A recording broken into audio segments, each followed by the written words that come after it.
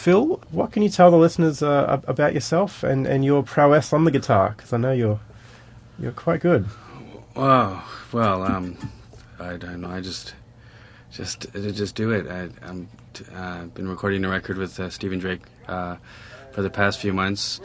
Putting him on board to help me focus with the music I've been doing, because I've been playing and performing and busking and playing and practicing and all that for the past so long, and I've been writing these pieces, and I wanted to find a way to focus the direction of how to, itemize, I guess, so to speak, my work. So I got Stephen Drake on board to help me focus, and it's been really a great experience. It's like a psychologist on the project, really, more than anything, helping you stay focused but not, get in the way of yourself. What's Steve's background as a producer? He mixed Trouble at the Hen House. He did and some 5440 album, Trusted by Millions. He did a bunch of 90s stuff. I grew up listening to him, kind of, as a growing up watching much music. All this stuff that was fed me. Some of his songs were memorable, like the Kids in the Hall stuff. But anyways, he helped me decide to make this album of just guitar music, of the stuff that I've been writing with just guitar, and just something to help people relax. Even if you come home at 3 a.m. from the bar and you want something to chill out on with your friends, just put the album on and you'll pass out and wake up feeling better, hopefully.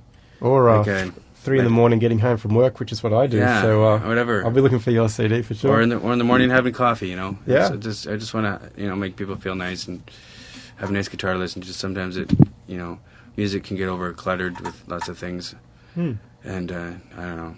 The easiest thing to do, I guess, was just play guitar.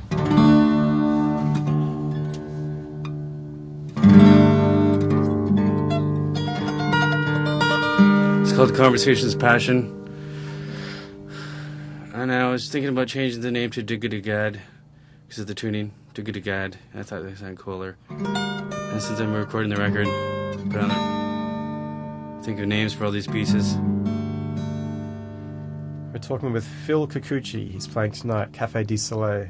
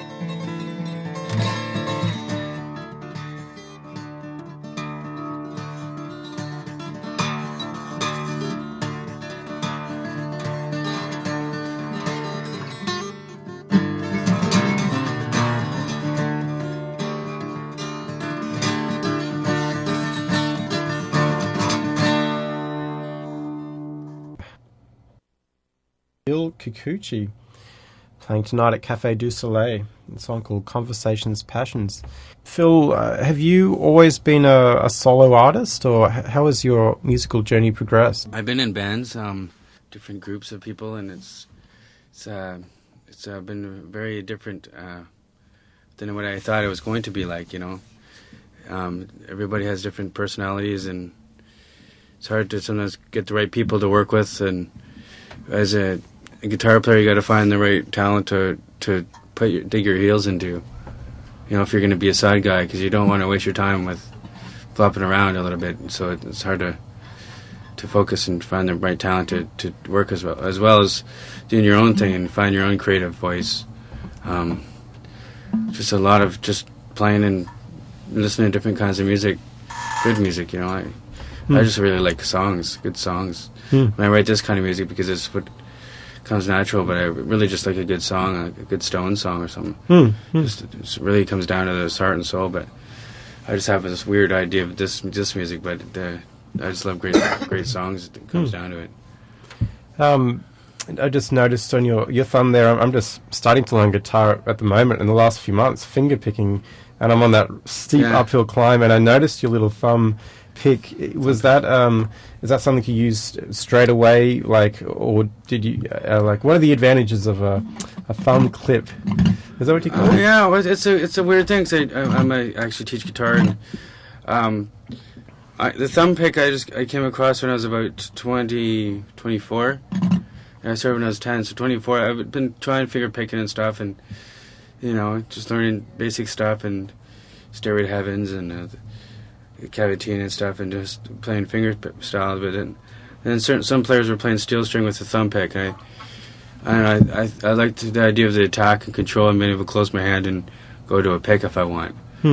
So I went and took some good lessons with the guy, and he helped me focus on playing with my right hand, and took a couple lessons with Don Ross to see if I was doing the right things. Eventually, after a couple of years of that, and just keep working and trying to separate the thumb and the fingers, and get a good swing. Sometimes it's hard to swing. Phil Kikuchi live at the CiTR studios. My most famous song, the tuning song. So this is it's a simple Dad Getty.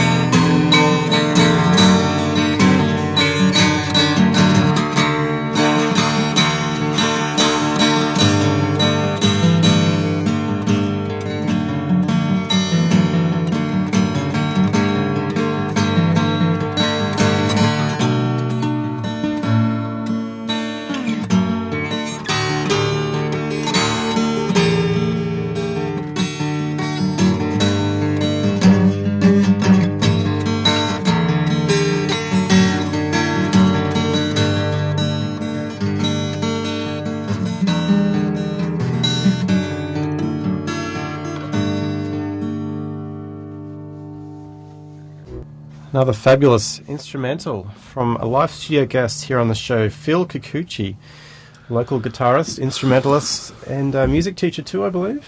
Yeah. Oh, great. I found that quite gratifying, like the first start of that at least, because with my own learning the guitar, the first real song I've tried to learn fingerpicking is Dear Prudence by the Beatles. And the first few bars, I was like, oh, that's sort of like what I'm doing. It's very gratifying to see. But then you shot off into the stratosphere, which is like beyond my capability. But anyway, it's really cool to be able to see the bare bones of a song starting. Yeah. Thank you. Yeah. And Phil, is there information people can find about you online or any recordings? PhilKikuchi.com is a website.